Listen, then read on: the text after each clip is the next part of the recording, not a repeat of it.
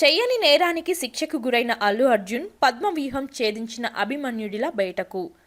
సంధ్య థియేటర్లో జరిగిన ప్రమాదంలో అల్లు అర్జున్ ప్రత్యక్ష పాత్ర లేకపోయినా ఆయన్ని లక్ష్యంగా చేసుకున్న కొన్ని శక్తులు వేధించే ప్రయత్నం చేశాయి. కానీ తను మాత్రం చట్టం, న్యాయం మీద విశ్వాసంతో సాగారు.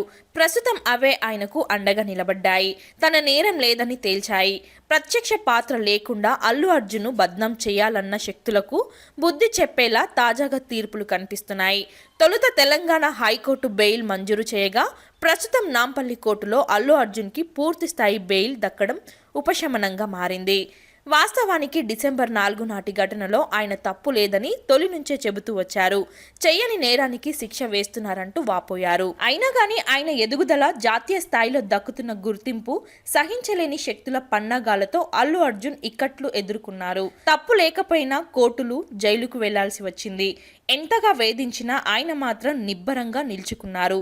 తన వాదన వినిపిస్తూ నిబద్ధతతో చాటారు. చివరకు అదే ఆయనకు శ్రీరామ రక్షగా మారింది. చట్టం మీద ఉంచిన విశ్వాసం తోడ్పడింది. తొక్కిసలాట జరగడానికి తగినంత భద్రత లేకపోవడమే కారణమని అందరికీ అర్థమవుతుంది.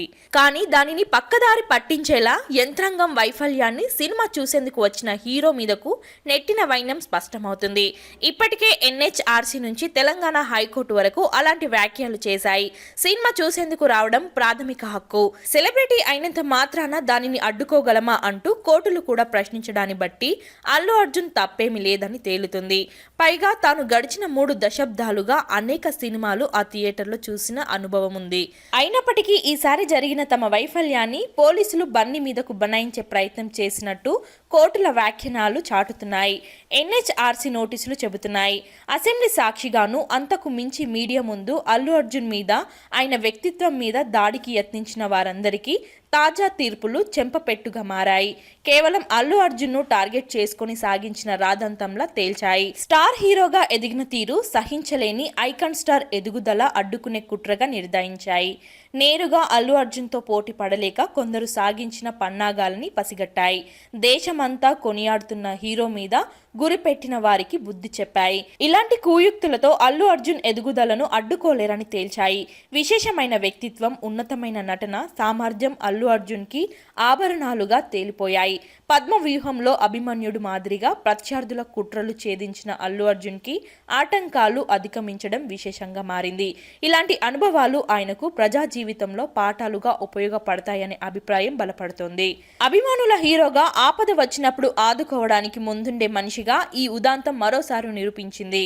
కొందరు ఎత్తులు వేసి అల్లు అర్జున్ను అడ్డుకోవాలని చూసినా అవన్నీ తాత్కాలికమేనని నిరూపితమైంది. ఓవైపు సినిమా బ్లాక్ బస్టర్ సాధించిన విషయాన్ని జనం దృష్టికి రాకుండా చేసిన ప్రయత్నంగా భావించాల్సి ఉంటుంది. దేశమంతా బన్నీ ఘనతను గుర్తిస్తున్న వేళ జనం దృష్టిని మరల్చే ప్రయత్నంగా నిరూపితమైంది. కాబట్టి ఇకపై ఆటంకాలు, అడ్డంకులు సృష్టించి అల్లు అర్జున్ హవా అడ్డుకోవాలని ఎవరు ప్రయత్నించినా అది చెల్లుబాటు కాదని కోర్టు నిర్ణయాలు చాటుతున్నాయి. అల్లు అర్జున్కి తాత్కాలికంగా కొంత ఆటంకాలు సృష్టించగలరేమో కానీ ఆయనకు అడ్డుకట్ట వేయడం అంత సులువు కాదని జూడీ అయింది.